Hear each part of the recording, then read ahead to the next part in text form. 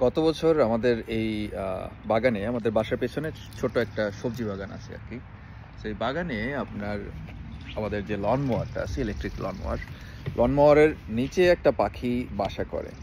আহ, তো লন মোয়ারটা যেদিন আমাদের হচ্ছে সপ্তাহে একদিন করে আমরা হচ্ছে যে লনটা করি ঘাস কাটার জন্য বেসিক্যালি।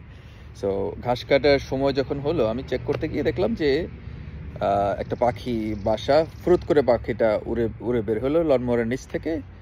তো আমি লনমোয়ারটা সরাইতে গিয়ে দেখলাম যে একটা পাখির বাসা এবং সেখানে দুইটা ডিম। তো তারপরে আমি মানে বিষয়টা নিয়ে যে কি করবো এটা নিয়ে আমি আমার ওয়াইফের সাথে কথা বললাম। সে বললো যে চলো আমাদের নেইবারদেরকে জিজ্ঞেস করি। তো আমাদের ফেসবুকে একটা গ্রুপ আছে নেইবারদের। সো ওই গ্রুপে আমি একটা ছবি পোস্ট করলাম যেটা তারপরে সবাই জানতে ছিল যে এটা কি পাখি দেখো, কারণ এখানে অনেক রেয়ার পাখি আছে যেগুলা মানে আসলে মানে কনজার্ভ করে আর এবং খুব সবাই খুবই কেয়ারফুলি এগুলো নিয়ে হ্যান্ডেল করে। সো পরে আমি ছবি তুলে পাখিটা যখন দেখলাম যে আসা যাওয়া করতেছে, আমি লনমোয়ারটা আগের জায়গায় রাখলাম, ছবি তুলে আমি ওই গ্রুপে পোস্ট করলাম। পোস্ট করার পরে অনেকেই পরামর্শ দিল যে এখানে যে ওয়াইল্ড লাইফ রেস্কিউ ডিপার্টমেন্ট আছে ওখানে যোগাযোগ করতে। কারণ হচ্ছে যে এটা পাখিটা আসলেই একটা রেয়ার পাখি, কি করা যায়, ওরা হয়তো পড়লে রেস্কিউ করে নিয়ে যাবে। যখন আমার তো লনমো করতে হবে এদিক দিয়ে, যাই হোক তারপরে আমি ওদেরকে ফোন করলাম, ফোন ধরেনি, ইমেল করলাম।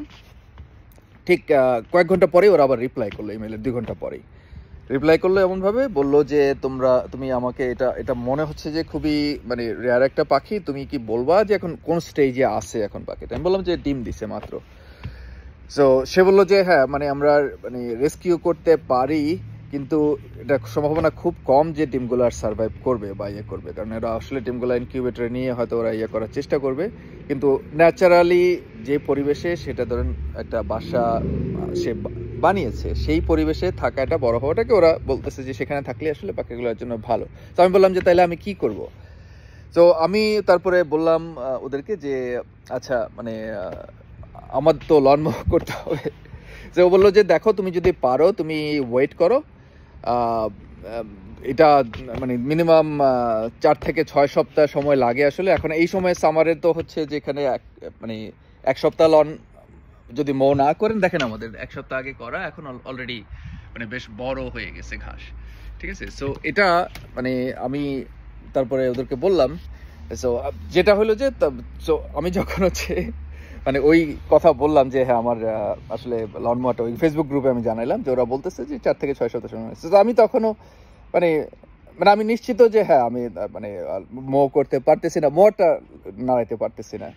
তো আমি ডিসাইড করছি যে আচ্ছা ঠিক আছে ঘাস বড় হোক, সমস্যা নেই, ঘাস যত বড় হয় হোক।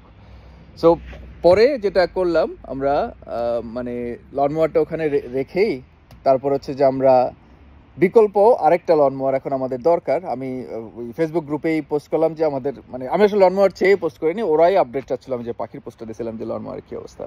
তো ওখানে কমেন্টেই মানে অনেকেই বললো যে তোমার যদি লনমোয়ার লাগে আমার এখান থেকে নিয়ে যাও। আরেক ভদ্র মহিলা হচ্ছে মানে সে আমাদের বাসা থেকে প্রায় 10 মিনিট দূরের ড্রাইভ, সে বললো যে আমি তোমার বাসায় এসে ড্রপ করে যাবো, লনমোয়ার লাগলে তুমি আমাদেরটা ইউজ করতে পারো।